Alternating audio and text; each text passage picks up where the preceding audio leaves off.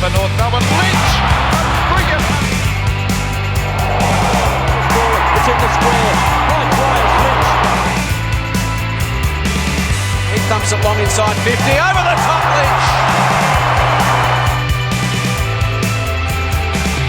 Dennis waits down. Lynch has got it. How did he get it? Welcome, Lynchy.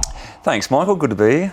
It's been an eventful journey for a boy from Wynyard via Hobart, taken at number 50 in the 1986 draft. Yeah, it has been. It sort of, in some ways, went extremely quick, and in some ways, it was with the ups and downs. I suppose it seemed to go for a fair while. Who went at number 1 in that draft, Lynchy? Number 1. I'll give you a hint. Yeah. Port Adelaide. Oh, Marty Leslie. Correct, Marty Leslie, right. the Brisbane Bears. And Stephen Phoebe was in that group too. Yeah, I think that year, Tasmania had almost 20 guys drafted, so it was a strong year for the Tassie boys. Your last year in Hobart, you were played for the Hobart Football Club in the TFL, and your coach was the great Peter Hudson. What did you learn from Hutto? Hutto was fantastic for me. I mean, I made the move from Wynyard down to Hobart as a bit of a change. I mean, I wasn't a great footy talent at the time, and Dad knew Hutto, so I gave him a call. I worked at his pub and played footy with him, and he just had that vested interest, so he put a lot of time into me. And I remember on numerous occasions sitting up there at the TCA, and I'd be the last one on the track, and Hutto would be pounding the ball at me, or I'd have to pick it up off the deck 10 times or 100 times before I'd go in. But he was great. That was the period in your life, though, when you were harbouring ambitions about being a Test cricketer, wasn't it? A tearaway fast bowler? Yeah, I don't know about Test cricketer, but certainly wanted to play first-class cricket, and I was playing first-grade cricket up the coast. And I suppose sort of had to make the choice, or the choice back then was made for you, really. I mean, once I was drafted, there was no consideration to try to pursue cricket at all, but yeah, there for a few years, used to just run in and try to bowl short and fast. 1988, your first year under David Parkin at Fitzroy, you played 18 games. Did you earn all of those? Probably not. I think I started in the reserves and didn't get off to a good start because I was the only guy at our house who was playing reserves that day, and so drove to Princes Park, got lost, got to the game, I think 45 minutes after I was supposed to, and the boys were about to run out on the ground. So I remember my reserves coach, Gary Wilson, told me I was starting on the bench in no uncertain terms. And so first few games in the reserves, played a few at a reasonable level early, and then it's fair to say I had a bit of a patch where I wasn't getting a lot of the ball. So I know you were athletic, you were pretty thin, and you were playing half forward, weren't you, early on? Yeah, early, started at half forward. The first couple of games in the reserves, I think centre half forward, but yeah, half forward flank was where I started. I remember the famous stories out of Brisbane that you were 100 kilos plus and bench pressing 155 kgs. What were you when you arrived on the mainland? I reckon I don't think I was 90 kilos, I was probably 89, 88 kilos, I would have thought, and as I said, I think I was probably more of an athlete than a footy talent, and I could run pretty well, I was reasonably strong, and I always felt I just needed to get quicker and stronger, and worked pretty hard at that, and I suppose to finish my career at full forward and at a much heavier weight was mainly due for about 8 years of restricted training as far as the aerobic capacity. So was the weight natural, or was it out of the gym? I'm one of those guys that I lose weight if I stop in the gym. So it's something I worked extremely hard at. Would have been pretty handy when you were coming up against blokes like Dunstall, Lockett and Ablett, wouldn't it? Oh yeah, I suppose when I was playing on those guys, that was at Fitzroy mainly. I played a little bit of fullback when I went to Brisbane, but I mean, Fitzroy, we weren't exactly flying at the time, and playing full-back was a busy position. And I think every team seemed to have a superstar full forward. And as you said, Lockett, Dunstall, Modra, Ablett, Sumich, just Kernahan, just the list went on. And so fair to say Friday nights you weren't too relaxed, you didn't sleep too well. And the strength was a handy component, but I think my greatest asset back in those days was that I had very good speed over the first 20 metres, and I think I used that. That was my major asset when playing at fullback. The switch to fullback was the making of you, wasn't it? I mean, you played on the good players, you learnt probably from them, and that's where you established yourself at Fitzroy. Yeah, I think we were playing at Waverley one day and playing against the Saints, and Tony Lockett was having an absolute day out on Gary Pert, who was one of the really great fullbacks of the time. I think he was All-Australian player, he was our vice-captain. And I think Plugger kicked his 10th at some stage early in the third quarter. And Purdy didn't get taken off. I got taken off. I think I'd had 2 or 3 goals from the half-forward flank, and got off the ground and got a message that the coach wanted to speak to me. So I jumped on the phone and I was told that I'm going to full back on Lockett. And I absolutely near threw up. I mean, I was that nervous, and obviously he's a superstar, and to go down there and play on him, and going back to my speed, because literally I was probably that nervous, and there was a little bit of fright in that as well. I played him from 3 or 4 metres behind. One for self-preservation, and 2, I just thought that's the only way I'm going to be able to compete, because if I get side by side with a guy like Lockett, and Dunstall for that matter, but on this day it was Lockett, that he'd just push me out of the road. So I played him from a few yards behind, and my closing speed helped me out. So was the fear factor based on the fact that Lockett was a superstar, or Lockett was such an imposing physical specimen? I think it was just his size and mass, and what you'd seen in the news over the times, and he was just an intimidating figure. And I think once I got through that particular day, I used to love playing fullback. I really enjoyed it. Wasn't nervous as far as worried about losing the contest, because as all those names I mentioned before, they had kicked bags of goals on heaps of different fullbacks. So to come up against Dunstall or Lockett was really exciting. November 1993, the news broke that you were heading north to Brisbane on a massive offer. Lots of people saw that as the last straw for Fitzroy. Do you feel any guilt about that, or do you equate the two? I think after I made the decision, or while I was trying to make the decision, that certainly did weigh heavily on my mind, and it was something that I was concerned about. But for a few years, we'd stumbled from year to year. And it seemed, 89 we'd merged actually with Western Bulldogs or Footscray. And we sort of, I think a few of us woke up at our house and saw the news that we'd merged. And so there was these things going on for a number of years. So it was a really tough decision to make. And with the offer, the sort of decision was almost made for me. 10-year offer, guaranteed money. You can say the figure. Well, I think you probably know it better than me. It was $180,000 a year for 10 years, unconditional, as I understand it. Yes, and a job on top of that. With Coca-Cola, wasn't it? Yeah. And I think I didn't quite understand it at the time. I thought, well, at 25, 26, no way I'm going to play for 10 years. But that's the thing, if I played 4 years or 5 years, it was still guaranteed I'd get paid for the 10. So that made it really difficult to knock back. And Fitzroy, we still didn't know what was going to happen with the future, and I think at the time the guys that running the club, Dyson or Lacey, was heading it up. They were doing a fantastic job, working extremely hard, putting in a lot of time and effort into it to make sure that the club could pay its bills, they could have the training facilities to allow us to play well, but we continually got knocked down, and so I ended up making the decision. A few others went that year, and a number went the year after as well. Interesting that Paul Roos was your captain at the time, but sort of almost urged you to go, did he not? Well, yeah. I spoke to Roosie at the time. Roosie, certainly one of my good mates at the time, and our captain, and someone that I spoke to enormously, spoke to a lot through that period. And I ran the offer past him and spoke to him about the pros and the cons, and I think he agreed that it would be very difficult for me to stay. I'm not sure whether he actually pushed me out the door to go to Queensland, but he certainly understood where I came from. Robert Walls was coaching Brisbane at the time, and famously likened you to Ted Whitten at one period of your career, which is, as you know, high praise indeed. How did Wallsy cope when you were injured in your first year and then chronic fatigue after that? Your start in Brisbane was very stuttery, wasn't it? Oh, it was. I think my first practice match I broke my collarbone, missed about 8 weeks, and then played the season, 13 games, broke my collarbone again and needed the knee operation at the end of the season. And I think for me, that was a battle, because it was the first time I really struggled with injury, and I think probably for a number of people at the club, they were disappointed I had a couple of breaks, but you can't do much about that.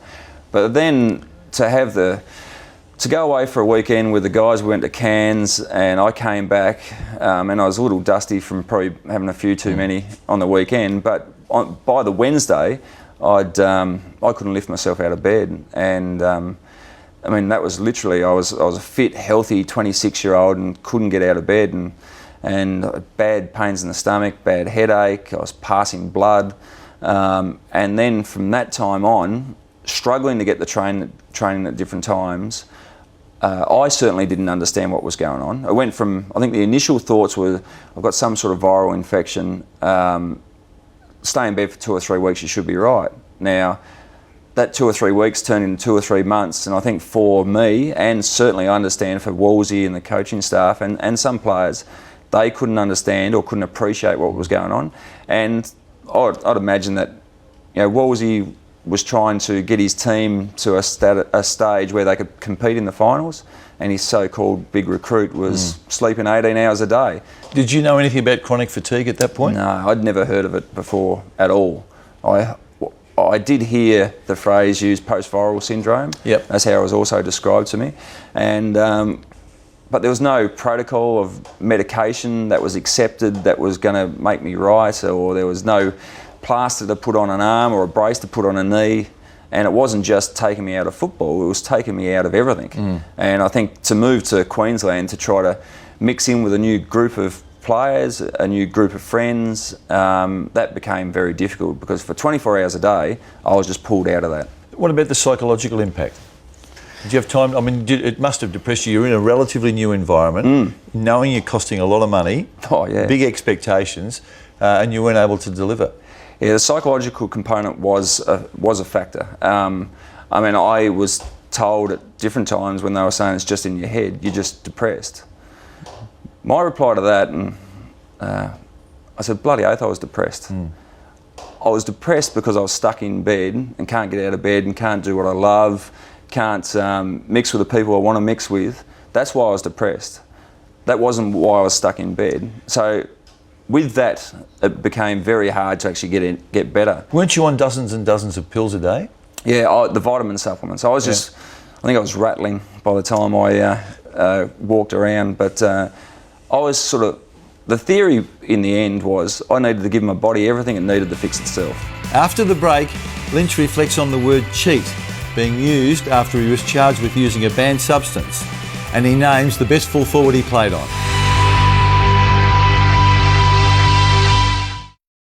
Hooks it back in front of goal. Here's danger for North Melbourne. Lynch! A brilliant... It's in the square. High flyers, Lynch. What do the letters DHEA mean to you? At one stage meant hope. This might be a medication that can help me. It certainly, in the end, became a real strain and caused, once again, a lot of stress. And DHEA is a precursor hormone that a lot of chronic fatigue patients were using around the world at the time. As I understand it, that was ticked up by the drug agency that was working with the AFL, correct? Yeah, I'd spoken to ASDA, as it was at the time. Yep. And actually the guy that I'd spoken to and continually spoke to in Queensland, his wife had struggled with chronic fatigue and was on the same medication. So we'd discussed it on numerous occasions. But did it not end up on the banned list? Yeah. After taking the medication for about 2 years, I was told it had been placed on the ban list. So with that, instantly, I rang the guy at ASDA and I said, well, what do you suggest I do? He said, well, speak to the club, then apply to get exemption from the AFL to use it, as a lot of people can do with health issues. They can take banned substances if they have the right approval from the medical board. And then was there not an AFL investigation into the whole issue? I mean, that was a troubling time for you. I remember that firsthand. So I actually went, after making the call to ASDA, I went and spoke to Scotty Clayton, who was our footy manager at the time, and spoke to him about it, and he was fantastic about it. He sort of said, well, what we should do is we'll ring the AFL, speak to them and try to go through the process of seeking authorisation to use it. So how did you feel when the authorities got involved? I mean, did you think there was an implication that they thought you were doing the wrong thing? Yeah, I think at one stage, I think they did think I was doing the wrong thing, and because once again, there's so many people who didn't know anything about this. It's something that I'd discussed with a number of doctors, and as I said, and I was confident that once I'd spoken to ASDA as well, and this guy's wife was using the same medication, and it was all fine. It was no issue. But once I had to stop taking the medication, my health didn't drop away at all. So, did it work? I'm not sure, but it coincided with me improving over that 2-year period. So that was a stressful time to actually go up to the tribunal and basically you talk about medication and sport and bans. And your integrity. Well, that's what it's all about. Yeah. So, cheat comes up. Back to the footy. You're a 3-time premiership full forward, yet some of us, including me, regard you as probably superior as a full-back. How do you see yourself? I think I was a full-back that found a way to go okay at full forward, and that was more by having to find a role that I could actually cope with while I was going through that unhealthy period. And I'd played a little bit up forward at Fitzroy, but I felt more comfortable at fullback. I enjoyed fullback. I just loved the challenge of taking on the best gun forwards every week. How did you feel the day in Hobart, North Hobart Oval? Fitzroy's playing Hawthorn. The Hawks, I think, finished with 36 goals, and you're playing on the preeminent full forward in the competition, Jason Dunstall. How did he go? Yeah, he went all right. He always went fairly well, but... No, he didn't go all right, did he? Because you held him to 4, didn't you? Yeah, I think it was something like that. Yeah, I think...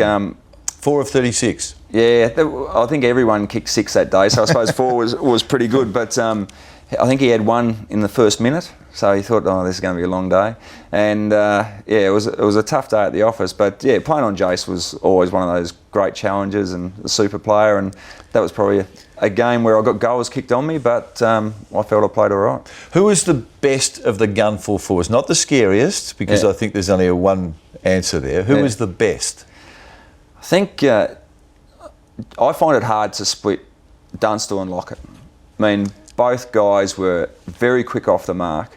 They had incredible hands in the marking contest. I mean, and that was back in the days where you could hit the arms as hard as you possibly could, and the back of the head sometimes as well. But these guys could just take the marks, and they didn't seem to miss their opportunities. I suppose that you'd probably rather play on Jace than Plugger, because Jace would give him off as well a bit. I mean, Plugger, if he got the chance, he'd kick the goal. Yep. So, but it's hard to separate those two guys. But you knew you was always going to be in for a very tough day. Well, at the end of that 93 season, Ruzi said to me recently that he wouldn't have swapped Wayne Carey for you. Your form was that good at the time, and I think the bloke who does the top 50s in this city had you at 4 that year. So did you see that as probably at the height of your prowess, even though you were playing with Fitzroy and not the Lions? Yeah, not the Brisbane Lions? Yeah, I think that was probably at the peak of my athletic ability, and I think my football skills were refined over the coming years as far as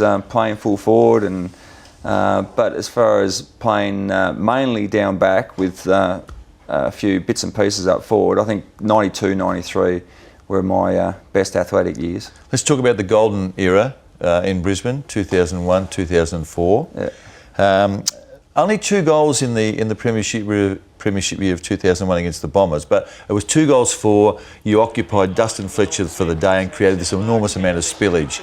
Was that as well as you've played in the Grannies? You finished with the ball that day, didn't you? Yeah, it did. It was I think I missed my first shot at goal and got my second one. I think I kicked about 3 or 4 points in that first quarter. I think I might have had 2-4 at half time, I think. So I'd started to spray him a bit. So as far as having a good game's concerned, I didn't finish my good work off. But I mean, that was the most enjoyable game I've ever been a part of.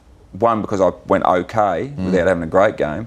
I went okay, but our team was fantastic that day. We sort of gave Essendon every chance with some errant shots in the first half, and then worked our way back in it, and finished the game with the ball in the hand, which was quite good. I hate to do this to you, mate, but we've got to go to 2004. Don't think that happened. When you did your audition for TV Ringside, you threw more punches than Anthony Mundine's thrown in his career, but he's probably at a better rate of hitting the target, has he not? Thank goodness. What actually possessed you that day against Port Adelaide? The trainer's gone out for him. I don't know. Obviously, it was Did you go into that game with an injury?